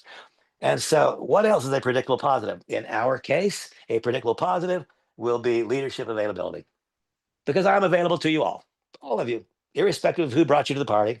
I personally, individually, am available to you. And I will work very, very hard to develop a leadership structure so that you have a lot of people who are available to you and so that you someday become available to others as part of that leadership structure. So that's a predictable positive. What are the predictable negatives? What are they? First great candidate says no. Oh, no. And that puts some weight on the negative side of the scale. Today, I had a text exchange this today or last night with one of the really good guys in my business. And he told me that one of his greatest candidates, I mean, a person that a couple of days ago he thought was going to take him to the top. And today they're ghosting him. Well, that's a negative, isn't it? That's a negative. And there's always a lesson there. What is the lesson? We must remain completely emotionally detached from decisions that other people make. If we allow ourselves to get emotionally attached to decisions other people make, get ready to live a life of extreme peaks and valleys and get ready for it to become exhausting and no fun. Learn instead to be completely unemotional in the decisions other people make. But nevertheless, I mean, this is a guy that was going to have 15,000 members next week, and suddenly he doesn't answer the phone. Well, that's a little bit of a negative, isn't it? What if you happen to be among those who enrolled 50% of your people in a nation that you just found out company has restrictions because of trade sanctions, because of wars and so on. And now 100 people that you thought were going to be with you the first day, none of them are going to be. Well, that's a potential negative, isn't it? What if you discovered, oh my gosh, I thought crypto was going to be available tomorrow when the company goes live internationally, and tomorrow you're going to get told that crypto is going to take another week. Oh my gosh, well, that's a potential negative. The point is that we have all of these potential negatives, and we only have one potential positive. And by the way, how much money are you making the first week? Well, some, but not much. And so we have all of these potential negatives. Folks, if we allow the balance beam to be 1 degree to the negative side, then you can count on exactly zero productivity. Level, balance beam is level in terms of belief. And I'm talking about organizationally, trying to do it organizationally. Also, then broken down to each individual. But if it is 1 degree negative, exactly nothing productive is going to happen. If it is even, just exactly even, progress will be slow, it will be halting, and it will be hard. If, on the other hand, we can keep the positive balance, then we can generate momentum. The difference in momentum and a complete lack of productivity can be as little as 2 or 3 percentage points on this balance beam. That is the truth. And so, because that's true at step number 5, I imagine myself every day just dropping little teeny 1 gram weights into the positive side. How do I do that? By giving you assignment at step 5 to watch 1 video per day every day. No more than 20 minutes in total if you're watching 3 or 4. So I talk about dilating one's soul, watching the winner of Britain's Got Talent, dilating one's soul, watching Zenyatta win 19 races in a row, dilating one's soul, watching Secretariat do what nobody's ever done, dilating one's soul. Folks, if any of you have ever hit a golf ball in your life, you want to dilate your soul, go to the 1986 Masters and watch the entire Jack Nicklaus back nine, and you will see one human being do that which is seemingly impossible in light of all the incredible Tiger Woods moments that we see, and they are incredible. If you watch in total the 1986 Masters back nine of Jack Nicklaus, I'm telling you, folks, and please don't think I'm sacrilegious. That is as close to the way God would play golf as is imaginable. Absolutely stunning. And it brings to light what is possible when a person eliminates the self defeating attitudes, behaviors. Now, of course, Jack Nicklaus was blessed with a talent set that is highly, highly, highly unusual. But I promise you, there are other people on earth whose talents are equal to or greater than his were at his peak. What was different? It was his commitment, it was his tenacity, it was his willingness. Willingness, folks. And so now let's consider and contemplate these first 5 proposals. What is the talent or skill that is required to enroll and create a mental and emotional barrier of exit to print it out and read it aloud every day for the foreseeable future? Talent or skill? Nothing. What is required? A little bit of knowledge and willingness. How much talent or skill is required to place whatever is for you the appropriate initial order? Well, exactly none. What is required? Knowledge and willingness. What talent or skill is required to just make an absolute decision? It is not an option, it is a mandate. This is 12 months. What I'm going to do for the next 12 months is measure behaviors, because behaviors are going to dictate outcome. But I'm not going to measure the outcome for 12 months. How much talent or skill does it take to do that? None. What does it take? Knowledge and willingness.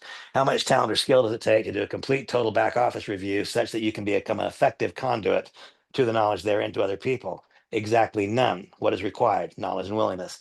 How much talent or skill is required to watch 1 or 2 videos every day to keep the balance on the positive side?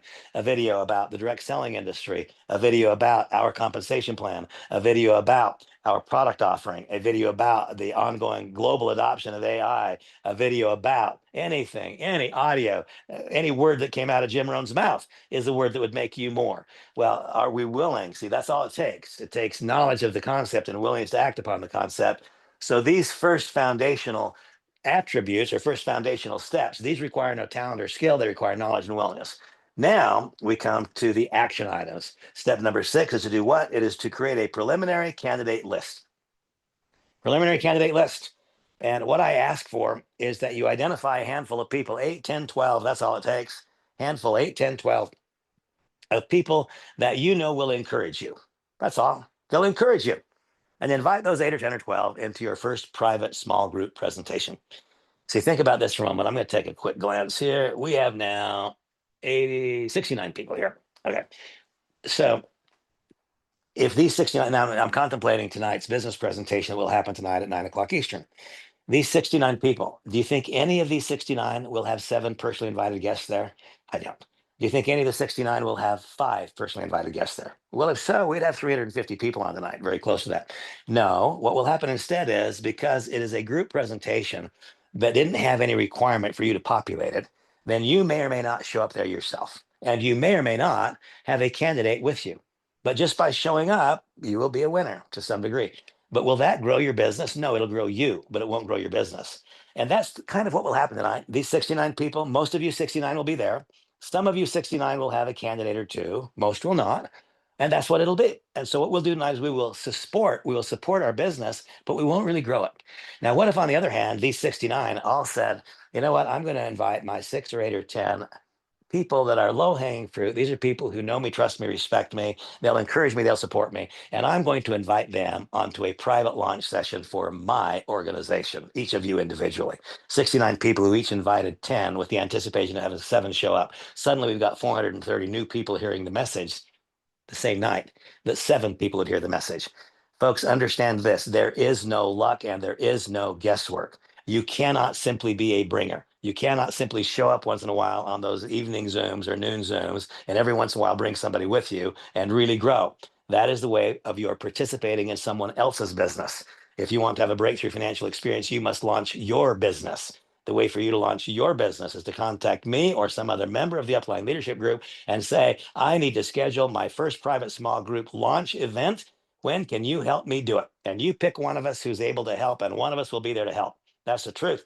And now suddenly, if we have these 69 people who each had 7 people do that between now and Friday, 430 new people see the business. Out of that 430, you would have something so staggeringly close to 400 new applications, 400 new opportunities for volume, 400 new direct sales commissions, 400 new unilevel payouts, 400 new infinities, 400 new check matches. And that's what that leads to. That leads to more people wanting to do the same thing next week. Understand that that which persists will tend to, that which exists will tend to persist. And so right now, what exists? Right now, we show up at 1 or 2 of the Zooms per week. We bring 1 or 2 people with us per week. That's exists today. And that is what will persist unless we shock the system. How about if these 69 people shock the system? Create a preliminary candidate list of 6, 8, 10 people. Let us help you craft a script to invite them to your private launch session. Do your private launch session between now and Saturday night. You can launch a business between now and then. If you keep doing what you're doing right now, you will not launch a business between now and the weekend. If you alter your behaviors a tiny bit in light of what I'm describing to you right now, you can launch a business between now and the weekend. Step number 7, and by the way, it is an activity to write down a list of names. It is a skill to learn to so live our lives so that our candidate list is constantly growing in front of us.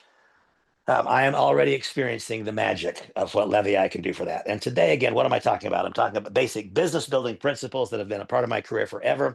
Tomorrow, I'll no doubt do another training, and I will shift my gear back over towards the Lev AI tool suite, showing you how to use the tool for the business. But right now, what I want is to get people engaged in the behaviors that have created $5 billion in sales in my career. If we put those behaviors onto this product idea, this moment in time in this compensation plan, this can create a 100 times. Notice I've done $5 billion. I just said this can create a 100 times, and it can on the way to it creating 1,000 times if we learn how to apply direct selling principles to the Lev AI opportunity. Step number 7 is to master the art of the invitation. That means that we know what to say and what not to say so that our candidate opens their eyes, their ears, and their hearts to possibility. When we master the art of the invitation, that means that we utilize a properly constructed script to let a tool talk. And guess what helps with that so incredibly? It is Lev AI. Step number 8 is learning how to present the business in a fashion that can duplicate. How do you propose to learn how to do it? You know how you'll learn? It's surprising how little one learns by logging into those noon or 8 o'clock or 9 o'clock sessions. Why? Because you may or may not have a candidate on it. You've probably seen it 25 times before. And so you're wandering around in your underwear and paying a little bit of attention. How much progress could we expect? Do you suppose you would learn more if it were your 7 invited guests? It was just you, your 7 guests, and a member of the leadership that were presenting the business to them. Would you not be more dialed into it? The answer is 100%. It's not like there's a subtle shift in outcome. You see, most of what I do is not dramatically different from what other people do. Most of what I do is very subtly different from what other people do. But the combination of these subtle differences results in a tremendous, absolutely magnificent change in outcome between what I was taught to do. Now, that's the key. I didn't dream this up. I didn't figure it out. And to the very best of my knowledge, I've never had a single unique thought in my life. What I do is I execute other people's ideas. Nathan Ricks taught me a 10-step process 35 years ago. I've executed that process for the last 35 years and produced $50 million in income. That is the truth. I execute ideas that have been proven to work by other people. And only when I have followed that path so completely for so long that it's become evident to me and to other people that I am better at that process than the person who taught me the process.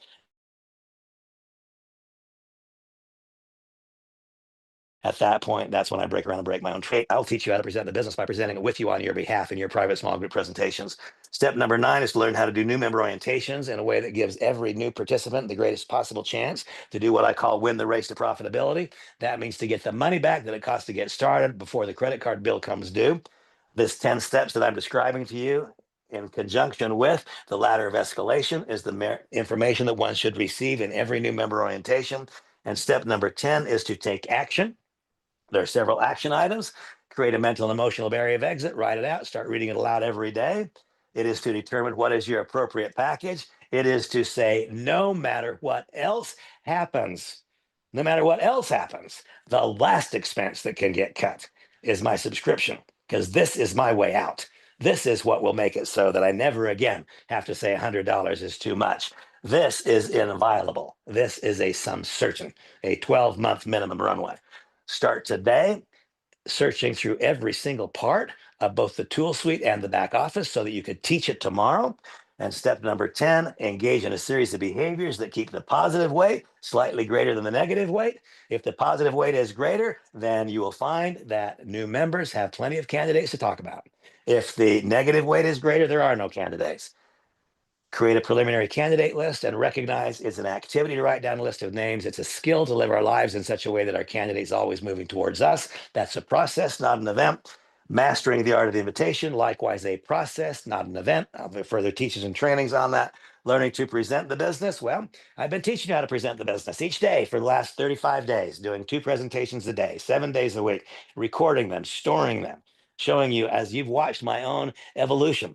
The very first presentations I made were in no way similar to the more recent ones. You have to do the same. The skill to do comes from the doing. Finding out what parts of the message that are important to me that are not especially important to other people and leaving it out of the dialogue. Finding out what are the parts of the presentation that may not have really mattered to me, but it's what most people want to hear, adding those to the dialogue. Constantly course correcting, getting closer and closer back to the center line. I have taught you in the last 5 weeks how I learn. I learn by doing.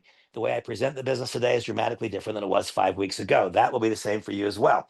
Learn to present the business by presenting the business. I will teach you how by presenting it with you and on your behalf. When I say I'm reflecting, I'm now relating to myself as part of a leadership group. Many of us willing to do likewise.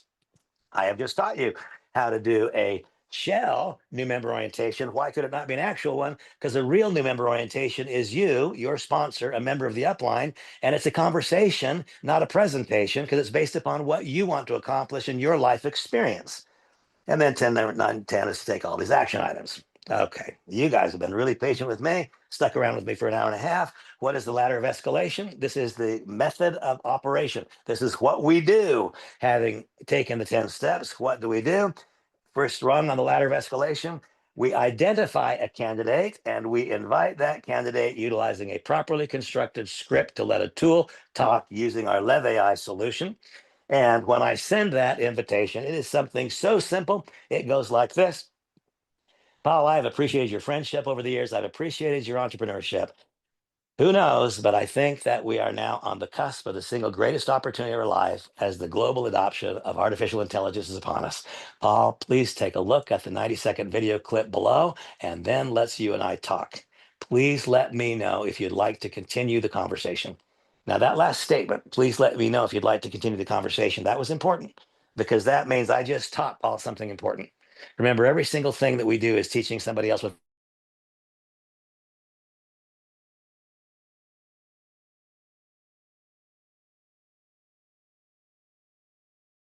they must do. I just taught Paul, you don't have to chase people. Telling him that, I also told him you don't have to chase anybody. Now, in my own experience, when I invite utilizing a properly constructed script, has a short video clip. I told him it's 90 seconds. It'll tell the information you have to have. I've let him know that I'm not going to chase him. The vast majority, in my case, it is more than 75% of the people to whom I send that outreach, they do what I call hit the ball back across the net. Now, as soon as they hit the ball back across the net and say, yes, I want to know more. And by the way, was it always 75%? No, it was once 10%. The skill to do comes from the doing. And so the more I do it, the better I get at it, and the more the numbers go up. That'll be true for you as well. Next, when the person says, yes, I want to know more, now I send a recorded link. The recorded link is one of the 25 or 30-minute business presentations. As soon as a person, as I describe it, hits the ball back across the net one time, yes, Randy, I want to know more. As soon as they say, yes, I want to know more, I now know there's a 100% chance they're going to join me. Are they joining me today, tomorrow, next month, next year? That I don't know. What I do know, they received the message, it found fertile soil, they are looking, they're going to join me. I don't know when because they have their own evaluation process, which may be shorter than mine, it may be longer than mine. It doesn't matter. It's their process, not mine. Now I send the complete link. Now it's completely different. They ask for information. Now I know they're going to join me. And because I know, I become completely assumptive. Fantastic. I'm sending now a more complete business presentation. Please watch the clip. And our next step will be for you and I to conduct a new member orientation so that I can teach you not just what it is, but what we'll do together to become successful. Completely, totally assumptive. And then what do? Then I guide him through the 10 steps. Why? Why do I do it that way? Because when I was first introduced to the direct selling industry, all I heard was a steady dose of what it is, what it is, what it is, what it is. I heard no dialogue whatsoever about how to do it, and it wasn't actionable.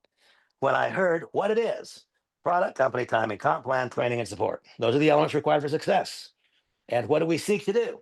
Engage in a proven and predictable pattern of activities, which results in the creation of an ever expanding and potentially limitless web of consumers, some internal inside the web, some external, people who don't join the business, but who use it for their business. We earn royalties in either case.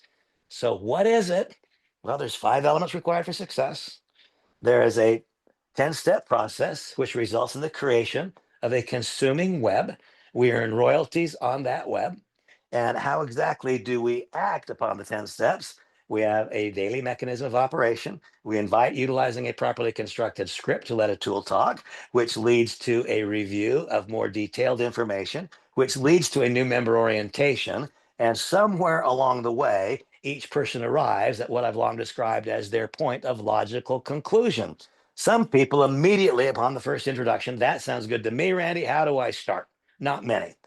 Some people, 25%, they have a basic business presentation. This is what I'm looking for. I'm ready to start. Everybody, by the time I go here, by the time I've completed a new member orientation, everyone is enrolled. Everybody, because now they know what it is and they know what to do, and they can see and understand that their life experience. Oh my gosh, I just spilled water again. All my treasures. I make a mess of my treasures. Hold it. I got to clean this up, folks.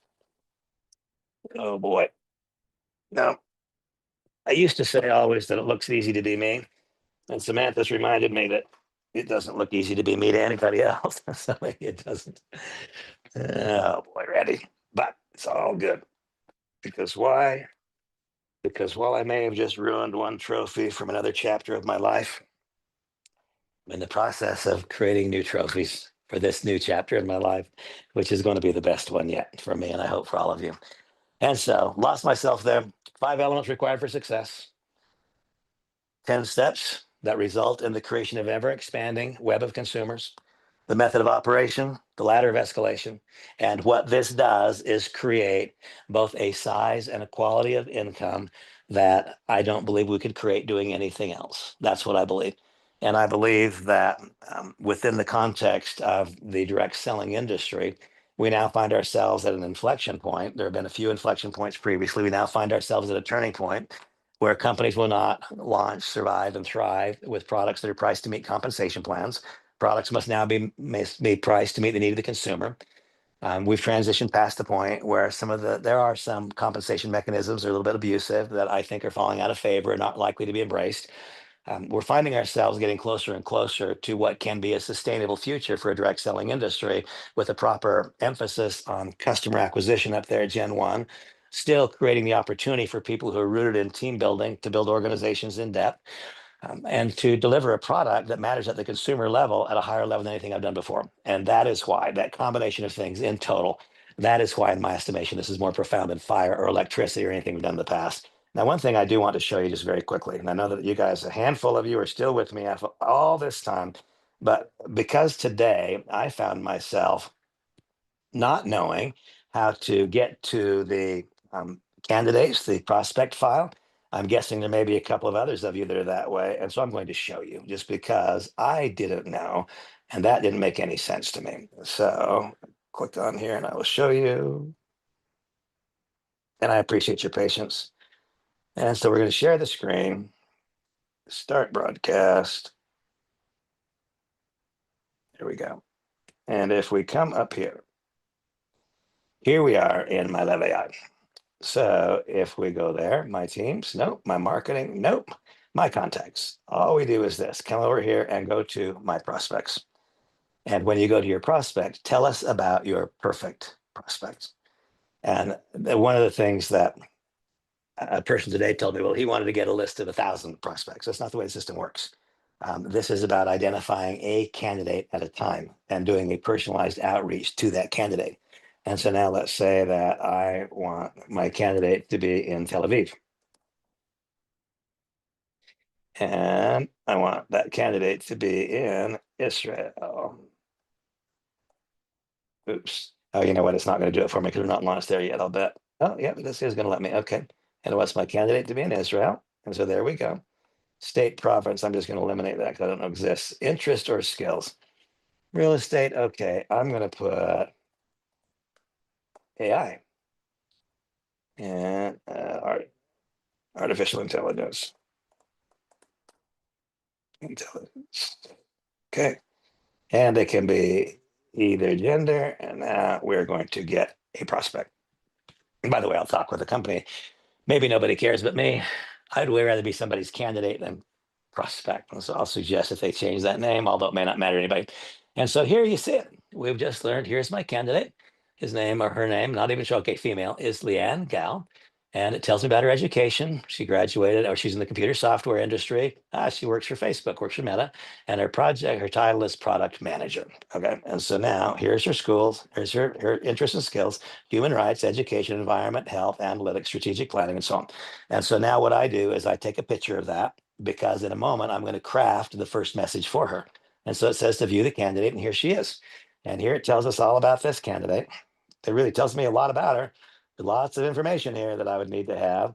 And so now this gives me the opportunity to craft a, a more appropriate message that I might otherwise have crafted. And so we know that she works for Facebook or for Meta, for that company. And she also has a LinkedIn profile. We're learning all these things about her.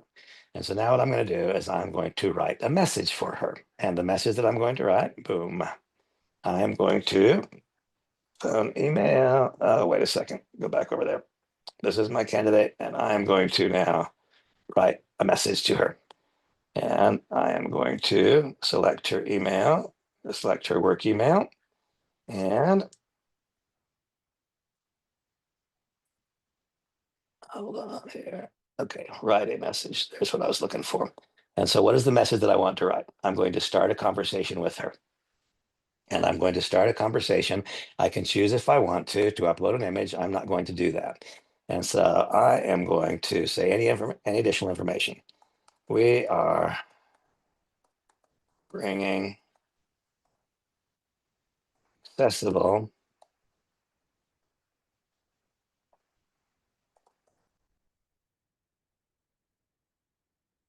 AI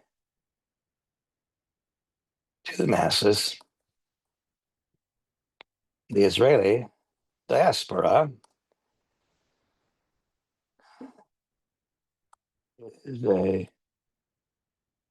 global diamond mine. Would love to discuss. Okay. And so that's what I said. Here in a moment, it's going to craft it and it will let me decide if I want to send more information or less information. I'm sorry, this was me. This had me responding to a post as opposed to me writing a message. Writing a social message, that's not what I'm trying to do. I'm trying to write an email. Let me get out of here. Crafty social media post my business, generate leads, turn contacts into sales, chat line, my business contacts. Well, that's really confusing to me because just a few minutes ago when I did this, write a message. I'm just trying to write a message. Okay, and I'm trying to start a conversation. All right. Folks, I am really sorry that I even got in here to show you this because it's wanting me to do something that I don't want to do right now. And I know very much what it wants me to do. It wants me to sign out and sign back in. And that is a system flaw. And I apologize that we're seeing that system flaw. And I'm not going to forge on with this right now. I've used it twice today and it works absolutely beautiful, but I'm not going to struggle with it. I'll have it figured out when we meet next time. And by the way, once again, what are you seeing? You're seeing me on day number 5. And what I just experienced, was that frustrating to me? No, that part of my education process. Before I illustrate that again, I will have tinkered around in there enough to make sure that I clicked on the right spot. That was actually not a system flaw. That was a Randy flaw. because a little bit earlier today, I recall I found myself in that exact wrong spot earlier when I was also sending a message. I logged out, I logged back in, and I found it. But it's not a system flaw, it's a Randy flaw. Each of you, I suggest that you do exactly what you're seeing me do. Poke and prod around, be willing to learn, and don't, and please recognize this, because I'm right up front with everybody. And I tell them that I'm not an AI expert and I'm learning this in the last 5 days. By not trying to pretend I'm something that I'm not, people are forgiving of me and they give me the grace to later on tonight. I will clean that up. I will correct that error that I just made in not knowing exactly where to turn at that moment in time. I will say that in terms of my own, in fact, I'll show you guys this too. Go back over to screen share for 1 second. Totally different thought for you. But I'm going to go over here and I'm going to go to this one and this one. Boom, get out of there. Okay, so I'll illustrate a little bit about what I'm doing to not grow a candidate list right now, but to reactivate what is a little bit of a stale, I wouldn't call it a candidate list, a stale friendship list. I have a group of really, really, really good friends in Israel that are very close to me, but I've been out of touch with them for a while. And I'm wanting to re energize those relationships, not just from a business standpoint. I'm wanting to re energize those relationships from a personal standpoint. Similarly, in Japan, I had some of my great, great successes in Japan, but it's a little bit stale right now. It's not right next door. And so here you can see this was, now you can't read all of this, but this happens to be right now as we speak. Israelis and Jewish people around the world are celebrating Rosh Hashanah, which is the highest holy day. So I'm not Jewish, I'm not Israeli. And so I'm not sure if Rosh Hashanah is the highest holiday or if Yom Kippur, which occurs at the conclusion of Rosh Hashanah, if that's the highest holy day. But one of those is the highest holy days. And so this is a post that I chose to write in Hebrew. And of course, I use my Lev AI solution to do that. And this post is talking about Rosh Hashanah. And it's talking about my connection with the Israeli people, the love that I have for them, and that's real. And some of my dearest, closest friends. This is the site of the music festival where on October 7th, it'll be 2 years ago, that there was a massacre. And I'm not now being political. A massacre is bad. A massacre is bad. There's no reason to be taking other people's lives, irrespective of what our political views are. And so I was there, and I was there not so very long after it. And it was, I've been to Auschwitz and I've seen some of the horrible atrocities in the world, but Auschwitz was 100 years, well, not 100, but long years ago. It doesn't make it less impactful. But what made the site of the music festival more impactful was how recent it was. And therefore, all of the memorials of all those students and the young people who were unfortunately killed. And it was a very, very moving experience for me. And that's real. I would never say that if it were not. But when I made this post that had absolutely nothing to do about business, but was reflecting upon Rosh Hashanah, my acknowledging my friendships with people in Israel, and my wishing that I was not so distant, that resulted in me having, without trying, likes from some of the people that I've been out of touch with for a while. And one exact example of it was Anat Aloni. She's one of my dear friends from Israel. I've been out of touch with her. Shneur Ben Moshe is one of my great friends. I've been out of touch with Shneur, Levia, Liat. These are people that I once was very close with that I've been out of touch with. The fact that I crafted a social media post in Hebrew, that is what got the response that realivened that relationship. How do I know that? Because I've done plenty of posts before that weren't in Hebrew. And I've done posts that were myself that were attempting to re-engage some of that audience, and it didn't happen. So that, and I want to be really careful here because I didn't do that. How shall I express it? I did it to refresh relationships. That one gentleman, Sneer Ben Moshe, Sneer Sneer actually he was responsible for bringing about 700 Israelis from Israel to a USA convention at one point in time. And it was absolutely incredible. And Sneer, I have such profound respect for him, and I have not talked to Sneer for a long time. And so, whether or not he and I ever do business again, I would like nothing more than to next time I'm in Israel reconnect with Sneer in person. So, there's a lot to this. It's really, I want to be really careful. I'm not trying to use friendships for business. That's not it. It's quite different. What it is I do business with my friends and I become friends with the people I do business with. And I seek intentionally to build important relationships. And so here also, remember, we talk about um, the ability to meet people where they are. I have multiple business profiles. And so one of my business profiles is leadership personified. People around the world know me, and they know me as a network marketing leader. And so it's absolutely the truth that a person who is in the network marketing business, if they see me making a post that is talking about a product or service that I offer, I could be considered a threat. If anything, they might remove me from their friendship. They might take me out of their feed because they don't want their team members seeing the message that I'm delivering if it's about some other company, a different possibility. And so here, when I do a post, first of all, that is in Japanese. And I do a post that is in Japanese, but it was written by AI. Why? Because AI knows more about how that Japanese text should be constructed than I can do by simply doing a copy and paste. I can write it in English and do a copy paste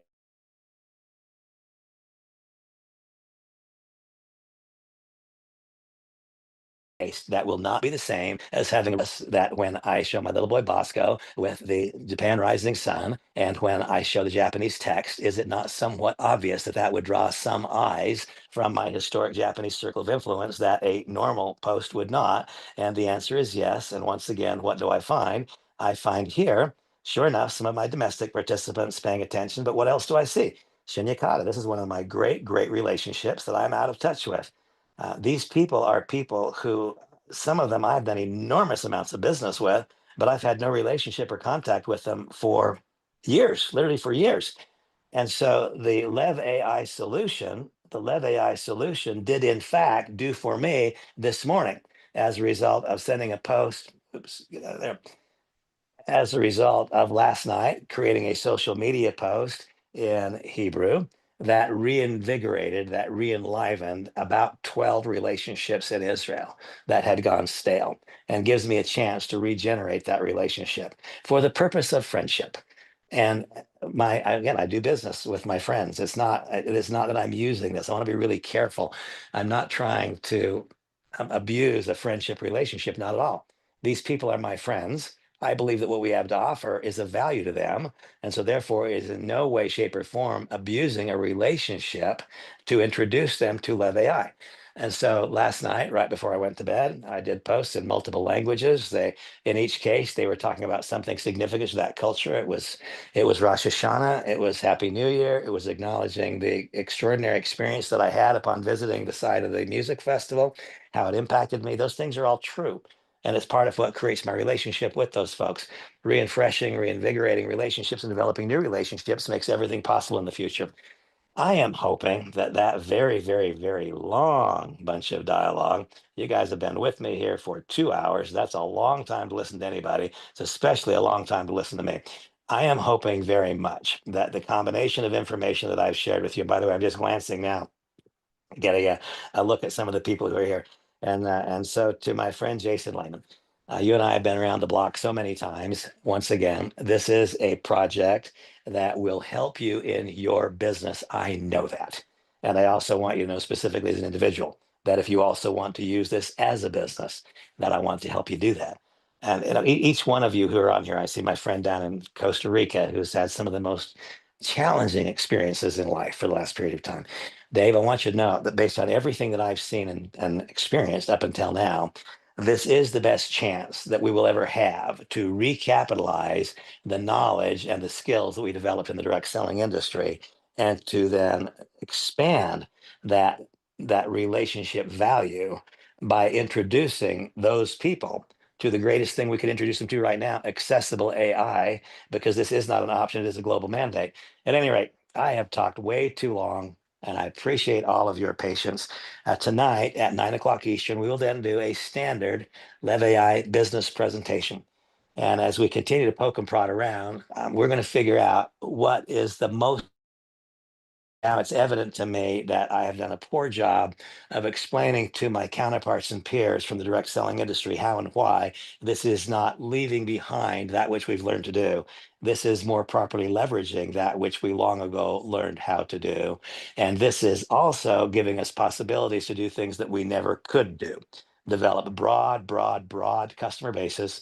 In addition to developing broad customer bases, also developing a leadership hierarchy which no longer has an almost certainty of stretching the rubber band to the fullest. 4 times in my career, I've stretched the rubber band to the fullest to 1 million people. 4 organizations of mine that had more than 1 million, well, 3 that had more than 1 million people and 1 that had 964,000. And then the rubber band got stretched as tight as it could stretch. Why did that happen? Because we couldn't run any faster. What we found out is that people were joining us almost always because they wanted to make money. They weren't joining us because they wanted their cholesterol to go down. If they wanted their cholesterol to go down, they bought the product. They were joining me as a distributor because they wanted to make money. Then they found out, oh my gosh, this wasn't as easy as I hoped it would be. I'm having to work, I'm having to develop skills I don't have. Then they placed a real scrutinizing glance at the product and found out I can buy something like this for half as much money someplace else. And so the fastest I've been able to run has been getting to the point where about the 6-month-old recruit, 90% of them are realizing I'm not making the money I wanted to make. And so they're going to buying the product someplace else. And so I've had to replace 6 months ago's recruit with this month's recruit. And I could never run fast enough to cause that to go past 1 million. That's what stretched the rubber band as tight as it could possibly go. Well, now there's no such thing as a rubber band getting stretched full at 1 million because every single human being that I know and every single human being that you know will be required by the global mandate to adopt AI. Therefore, we today have the possibility to break the rubber band. There is no limitation. It's as though you can now shoot the arrow into the sky and there is no gravitational pull. That's the way I vision this. We can shoot the arrow into the sky, but there is no gravitational pull. And so there's no limit to how high it can go. I keep trying to come up with ways to properly describe what I think is an unbelievable opportunity. Folks, you've been very kind to give me all this time. Have the best day yet, and we'll see you along the way. Bye bye.